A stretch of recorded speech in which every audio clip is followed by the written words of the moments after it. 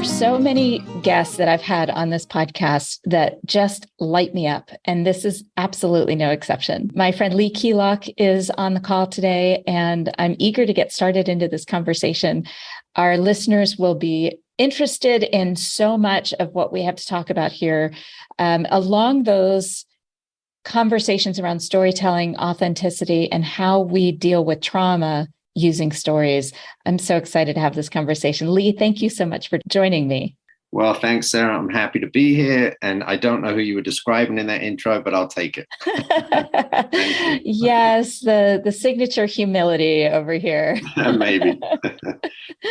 Well, Lee, let's start with the question that I love to ask my guests as we get started is, I'd love for you to share something about yourself that most people might not know about you, not in your LinkedIn profile or your bio.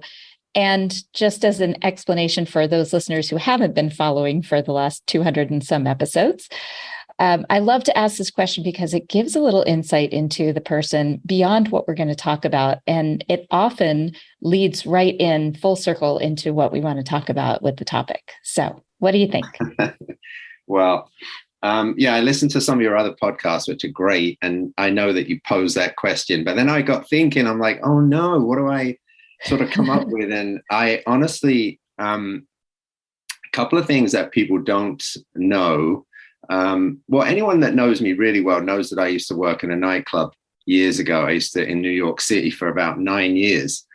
And it was a pretty sort of crazy place. As you can imagine, I was a kid from England coming out, but I got to meet a lot of cool people in there, a lot of celebs and stuff.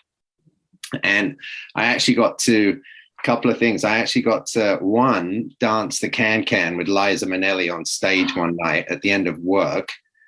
She just popped up on stage and I'm like, I'm hopping up too. So we ended up starting this whole can thing at the end of the night. It was like 4 a.m. So that was pretty fun.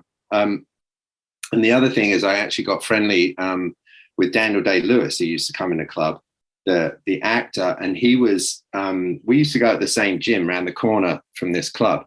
And he's a boxer too. I don't know if people know that about him. He used to sort of train as a boxer. So I used to go in and spar with him a little bit in this gym that we used to work in when he was training for the film, The Boxer. And he asked me through this trainer. We used to have this trainer called Frank. And he asked me if I would go to LA with him when they were filming the movie. I think it was LA. And train with him during the movie. And of course I said no, because I had a job and a life and an apartment. So I actually said no to him. And he was crazy. Yeah, he was kind of fine. And so who knows how that would have turned out if I'd have gone there. Maybe I'd have been the next movie star with him. Who knows? I doubt it. But that was, so yeah, lots of little things like that. Not many people know that. There you have it. Oh my gosh, that's so much fun. I love that.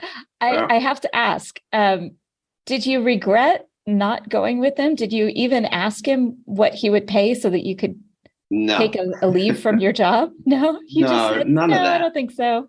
No, none of that. It was, what was funny is when years later, my wife, who is an actress, I was telling her this story and she's like, what, you got to chat, blah, blah, and we were in a post office in New York. He used to live off Gramercy Park, which is where we used to live in that area. And I bumped into him in a post office once. So he started rapping with me. And my wife was sort of mouth agape in this post office. But no, I have no regrets whatsoever. And she has regrets, and she wasn't even part of the story at the time. So she's like, you could have done it for me. I'm like, the future me. So, yeah, but no regrets. Life is sliding doors, right? It's like I have it's meant to be what's meant to be. So totally agree. I love that attitude. I think about that a lot because I think of a conversation I had with this older woman years ago, and then we lost her suddenly. She was one of the healthiest 70-year-olds I've ever met. And she just died. And it was so shocking to all of us who knew her. MC Beebe was her name. And I just like to say her name to keep her memory alive. So MC Beebe, she was talking to me one time right after I left my job, my full-time job, to become completely self-employed. I've always had a side hustle, but this was like a big step, of course. And I said, I'm just bummed that it took me this long to find what I'm really good at, that I can have real impact and still make income. And she said, Sarah, you had to go through all of what you went through to get to this point. You couldn't have done it earlier, and you wouldn't have had the insights or the ability to guide people without having had your own struggles and experiences. So you are exactly where you are supposed to be.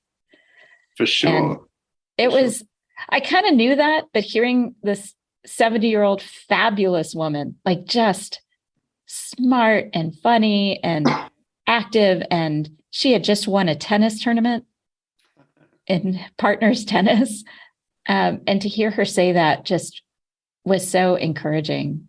And she's right. So I love that you have that same kind of mentality about it. Yeah, it's like every experience you have, right, is leads you to where you're at, right? And you can't, if you took any one of those out the equation, I mean, I don't think about this ad nauseum or anything, but if you take any one of those experiences or stories or songs out of the equation, it changes. Something has to change, right? So it would change the trajectory of where you are now, which is this place that you love, right? So yeah, she's right. Exactly. Yeah. I miss her. So coming back to our guides and the people who say something that changes everything for us.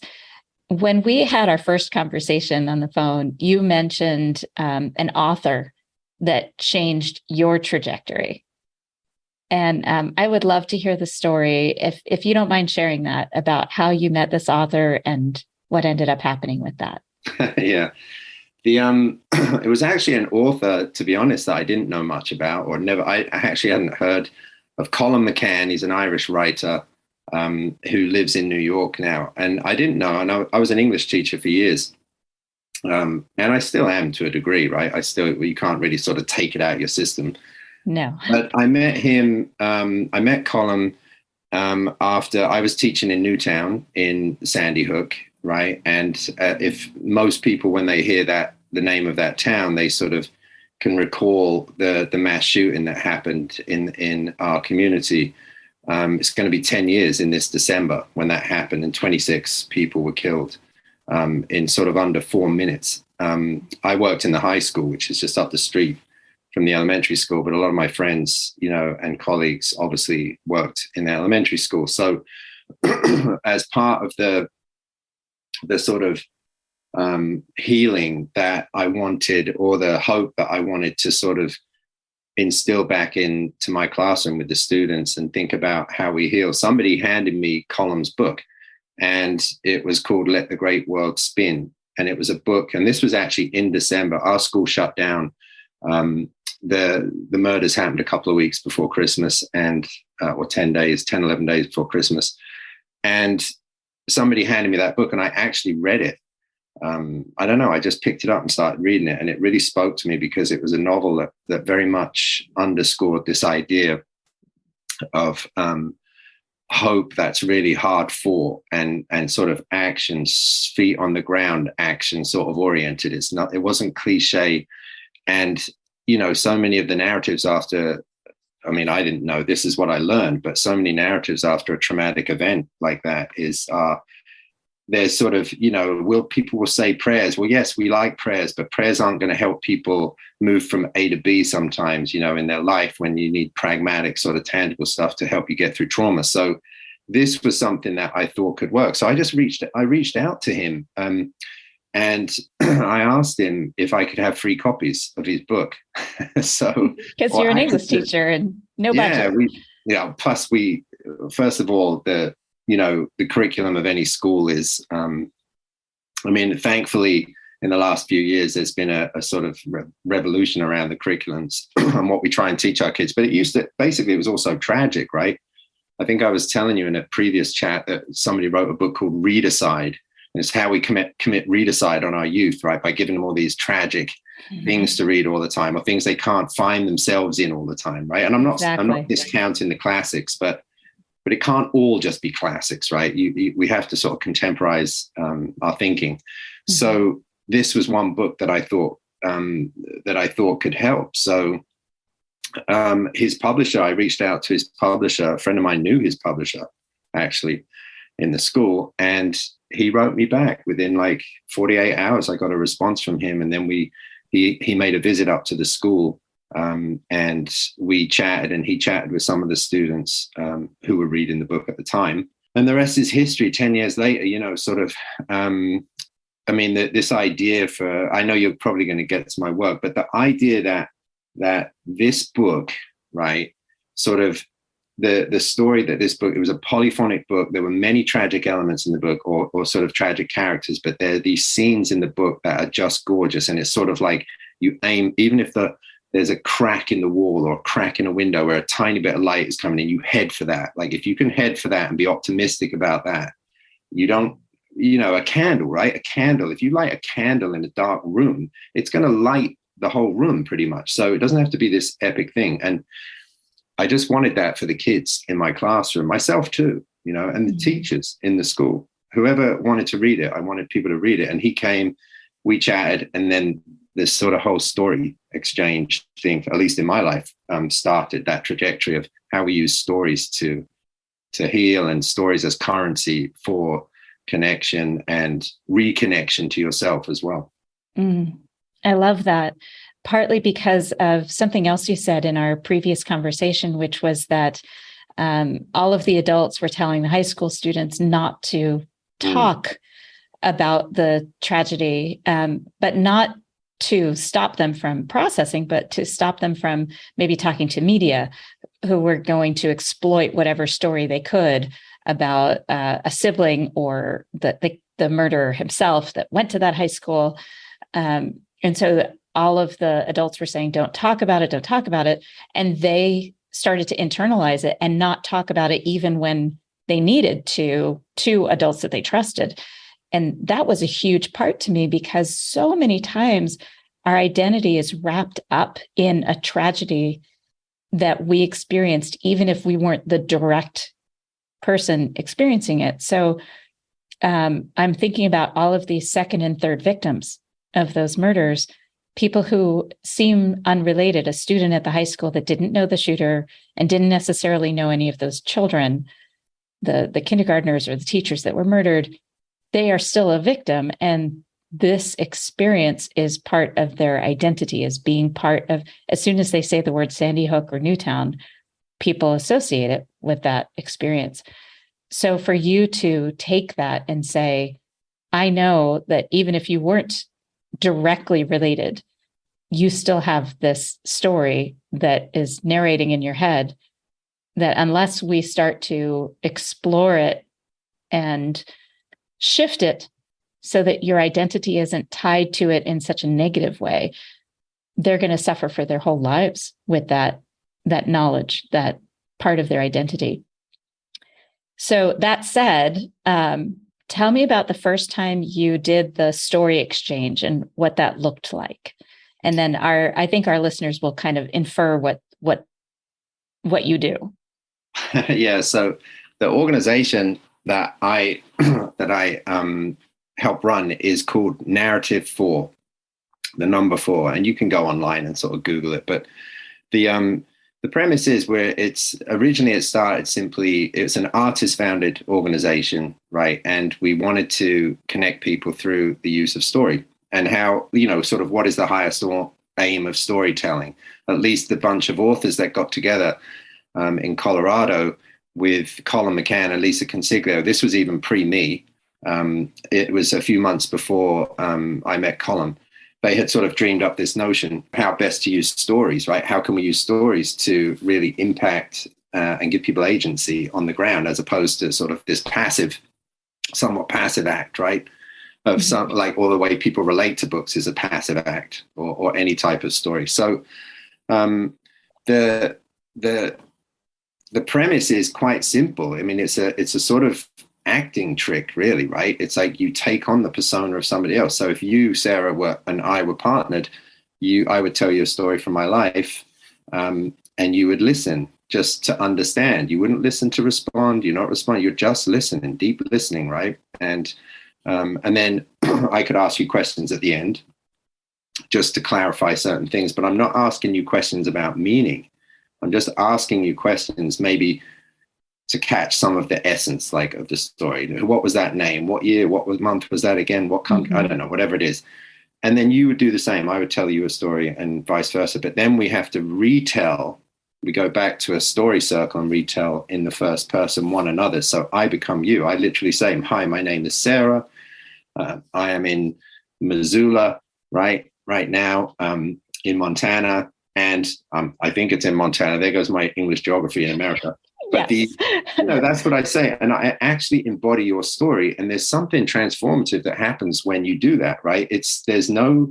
The distance is absolutely collapsed when you take on the first person of somebody, in this respect, with permission, with consent. Everybody's there through invitation to do this. Nobody's robbing stories or stealing stories, right? You have permission. Right.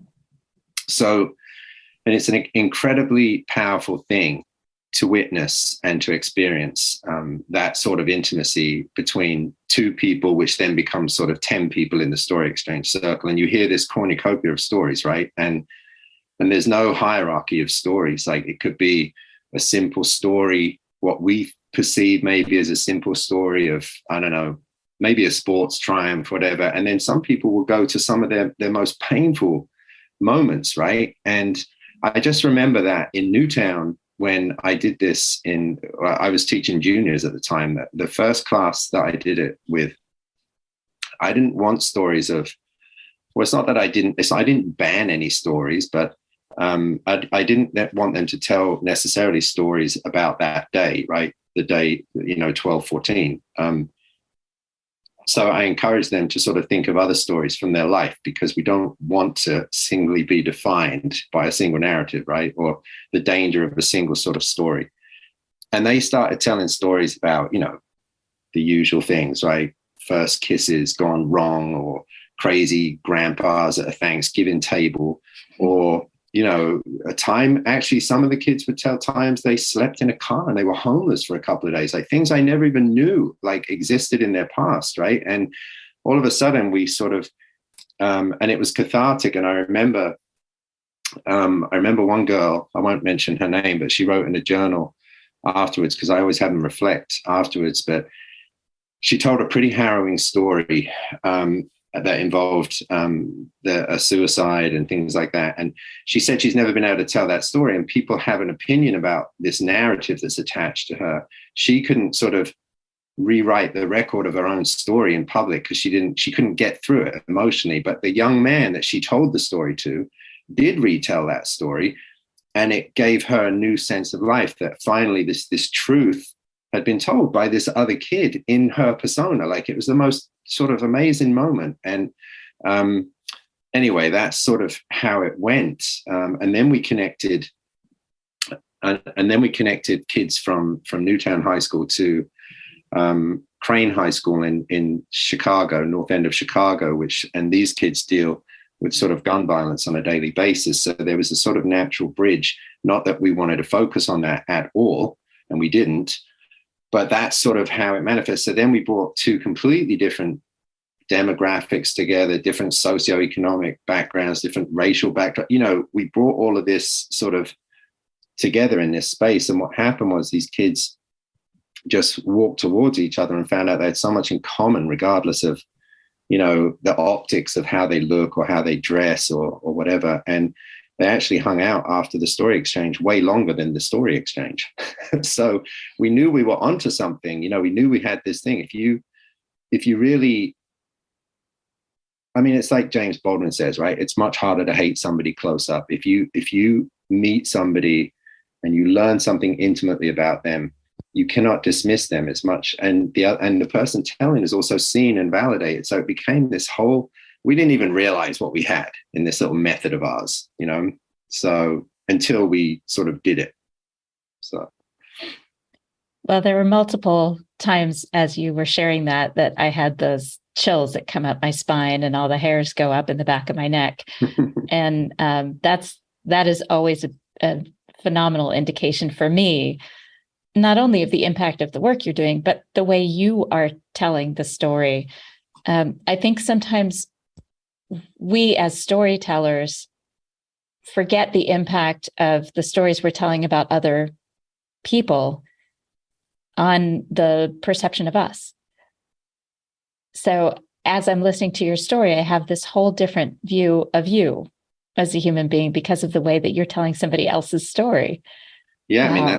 that's what I love about those interactions, and I'm very privileged. I get to bear witness to a lot of these Mhm. stories that get told, and many times it's the first time that people are telling these stories. You know, I cannot tell you how many times I've heard, "Well, I've never told this to anyone," as a lead-in to a Right. story, and that's when you know people trust the process enough, or they feel safe enough to tell those stories, and that is the greatest gift of all, right? To hold somebody's story like that Mhm. and be responsible for it is a huge undertaking. There's nothing, you can't minimalize that, right? So there's a lot of prep work that goes. We don't just throw people together and say, okay, we're going to do this. There's some prep work, and you want to sort of create a space of where people can act very courageously, right?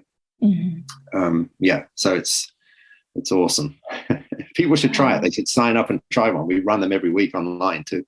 Well, definitely. I definitely want to participate in that. And if not as a participant, as an observer, because this is this is why I do what I do. This is why my podcast has 250 plus episodes, is because I hold that so close. That's such an honor that people share these stories.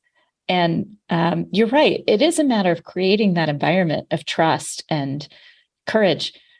And I think what I love about the way that you're sharing these stories is that I know just from hearing your perception of them in your presence, a calming safety.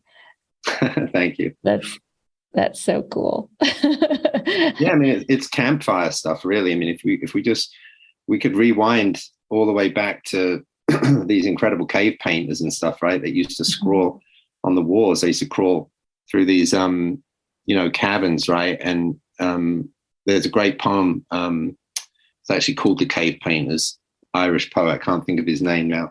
But essentially, these people wrapped this cloth or something around these rudimentary torches and lit them, right? And went into these caves and they painted on these caves. And I mean, that's the first story. Like, some of these are the first stories being told, right? Or being shared, or they're leaving some mark for somebody to sort of relate to. And, whether it's just knowledge dissemination or whatever, or just this desire to be seen, right? Even beyond your years, right? When we're no longer here.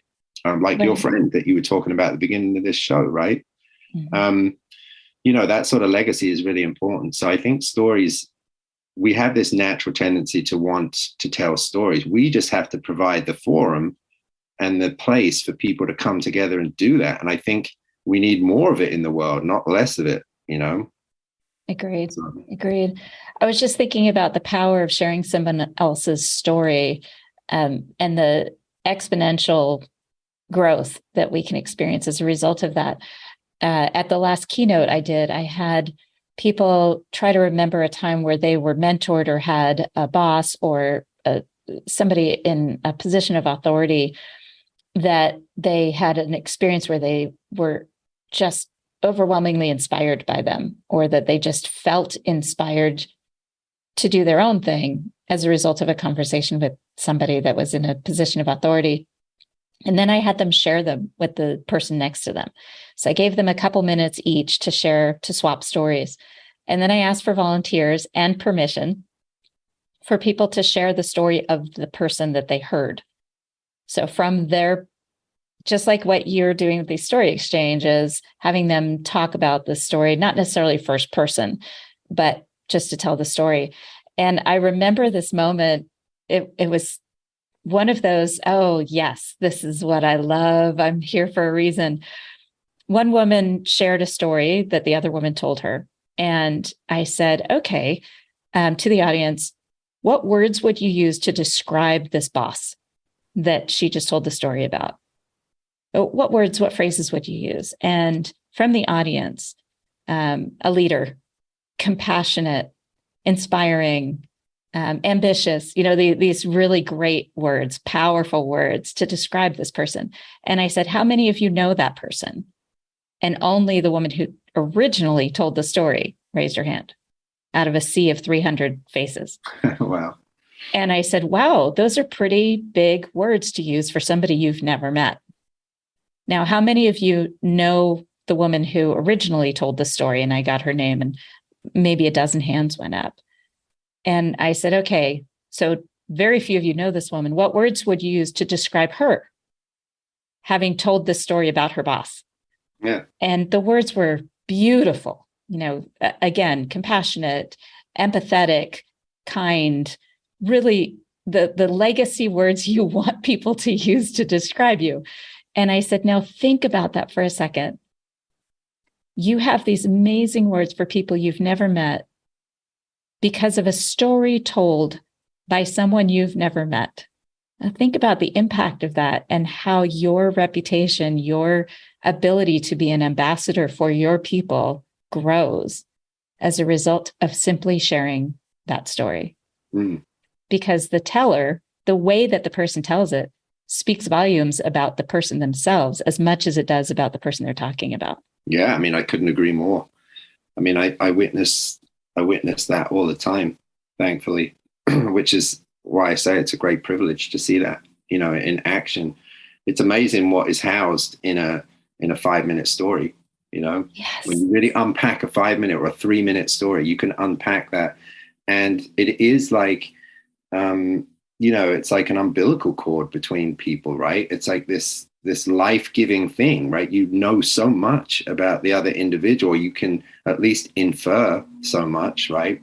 And that's just one story. Imagine if you had 10 from the person. It's exponential. It is.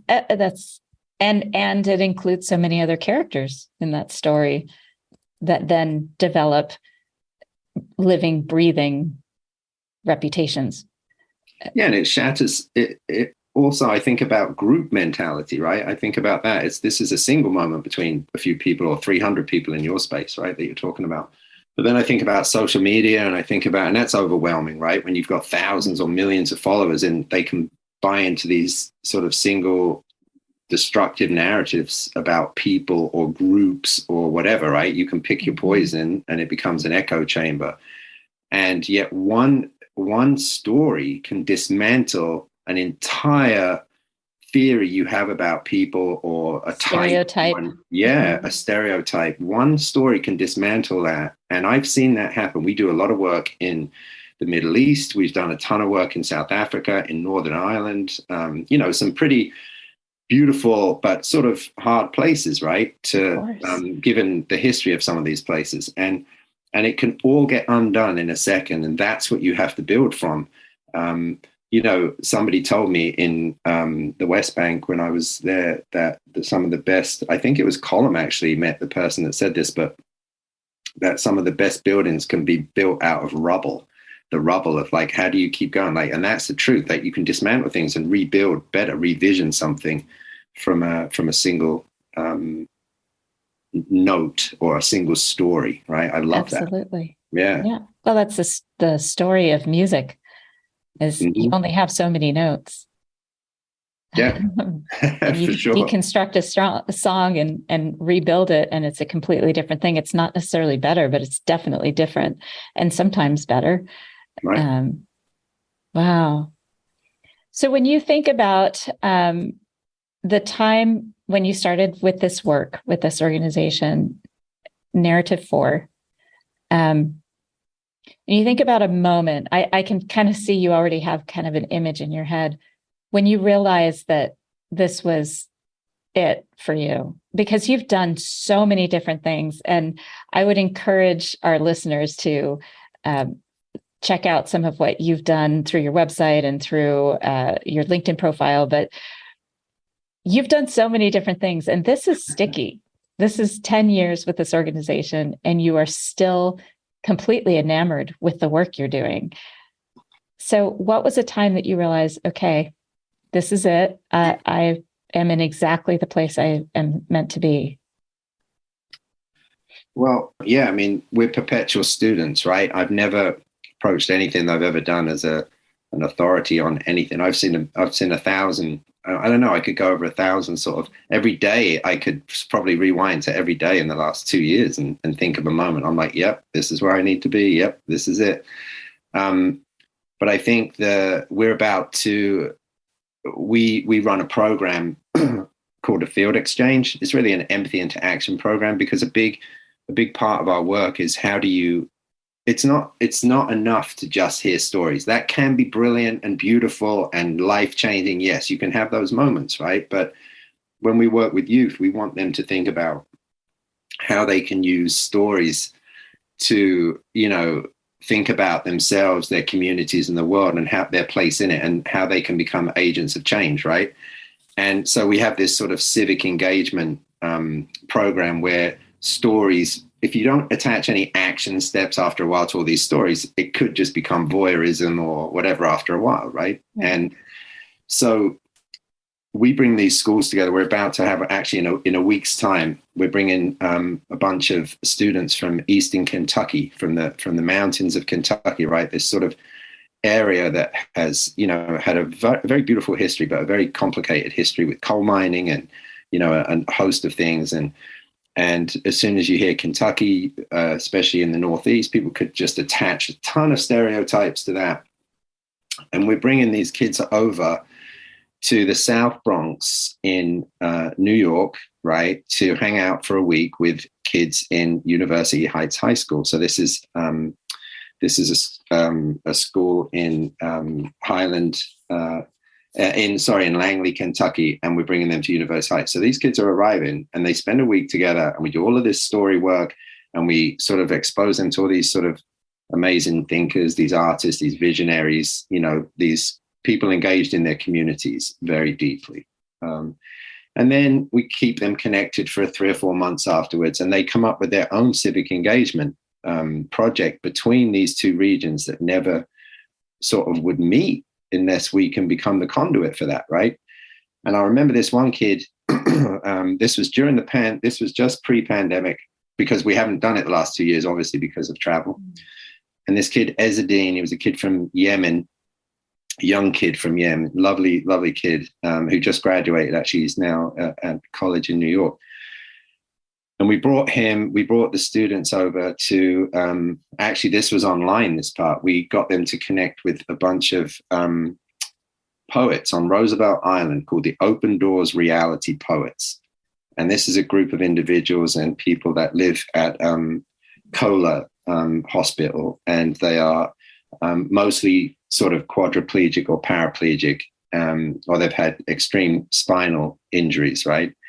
And a lot of them through disease, but many of them through living in pretty rough areas where gun violence, and they've got clipped with bullets, and they've ended up in wheelchairs, right? So this is a community that not many people know about. We bring these communities together. And this kid, Ezzy, was so moved by their stories, because just before we even told stories, some of the guys, we couldn't meet them until sort of after in the afternoon, because a lot of them don't get moved out of their beds until 11 or 12. And these kids, a couple of these kids showed up late a couple of times or whatever to Zoom. And then they suddenly realized the ordeal that some of these people had to go through just to show up on a Zoom, right? Get lifted from a bed into a chair, into a Zoom to engage. So it sort of rewired a lot of these students' brains. And then they really got engaged, and they came up with this civic engagement. It's amazing to me that this happened. And this kid thought, wow, one of the problems is that the blood flow for people in wheelchairs, and I'm saying this poorly, right? I'm paraphrasing terribly, but it needs help, right? Because they lay in a position for so long, or sit in a position for so long. So he went back to his school, and he told his physics teacher, who ran this robotics club, didn't tell any of us at Narrative 4. This is just something he did, right? And he went back and he said, I want to design clothing for these people that will help move the blood flow. They'll send electrical current around. Anyway, so they did it, and they took it to this. And I found out like a couple of months later that they entered into this national competition for robotics. They didn't win, but they came pretty damn close. And this was all because this one young man, Ezzeddine, right, related so profoundly to some of the stories that were being told by the people at Kola. And now we have an incredible, and he's still pursuing it. This is not over. Just because he didn't win, his class didn't win some competition, they're still pursuing it. And one of the people that saw his design worked for Disney. And I can't remember who were the dream people at Disney. I can't think of their names now. begins with an I anyway. But they got wind of it, and he was so moved that they're going to try and even fund this kid's project. This is an 18-year-old kid now, right? So that's the power of story. Like you can't sort of curate for that, right? That is something that just comes up and becomes inspiring and passionate, and you put passion together with an idea, and who knows what can happen. So those moments happen all the time, and I'm privy to that, and that's what I love, you know. Wow. Yeah. I was just thinking about a young man that I interviewed on my podcast a few years ago that was inspired to go into medicine, to become a doctor, because of his experience watching his mother go through chemo for breast cancer. And that one interaction inspired him to become a doctor. And this kid from Yemen had not experienced anything directly from his family that inspired him to do this. It was through a story of meeting a stranger. Right. And that's just so powerful. Yeah, it is. The kid I'm talking about too is like he saw a poster on a wall in the school for Narrative 4, right? Because they're a school that runs story exchanges all the time. And it said something about empathy, and his sister, and he'll tell this story. His sister's like, "You're the most unempathetic person I ever known. You don't even care about anyone." So he joined just to see what it was like, and to see if he could like figure out this empathy thing that his sister had accused him of not having. So it was a beautiful story all the way around. It was just like this sort of each moment, right? Sort of inspired the next. Yeah. As that is always the case, isn't it? Right. I mean, it's always the case. And we just have to pay attention to those moments. And what I love about the storytelling aspect of this is that we do uncover those moments that would otherwise be lost. And when we uncover those, we inspire others to uncover their own pivotal moments and look back at that trajectory. How did that even happen? Because if we can share those stories, other people will start to see them and see them in their own lives, and maybe shift their narrative. Again, back to this whole, when you uncover the story that has the light, as you said, the one candle in a dark room, it can change an entire identity of somebody and how they've seen themselves. Mm-hmm. Yeah, and I wish there was more room for that in some of our sort of climate that exists today, right? Not just in the US, but everywhere. You know? Oh, there's room for it. Question. Yeah, there's room, but people have to make room. Yeah. Yes. Yeah. There's plenty of room for it. But it has to be intentional. And you're making a dent in that with your organization. And I'm so grateful for our introduction. That I can't remember who introduced us. Do you remember who that was? I think it was Margaret Larea, who's our Director of Learning Resources. Somehow there was a connection. Right. It was through Jeff Eichler. Yeah. So Jeff Eichler used to work for the company that Margaret works for. Yeah. And she said, "You need to meet this guy." And then after he met you, he said, "Sarah, you need to meet this guy." Yeah. Well, that was very nice of them, and they're right. And I'm glad our paths crossed. That's for sure. We're in the same lane, heading in the right direction, right? Trying to create a more kind world.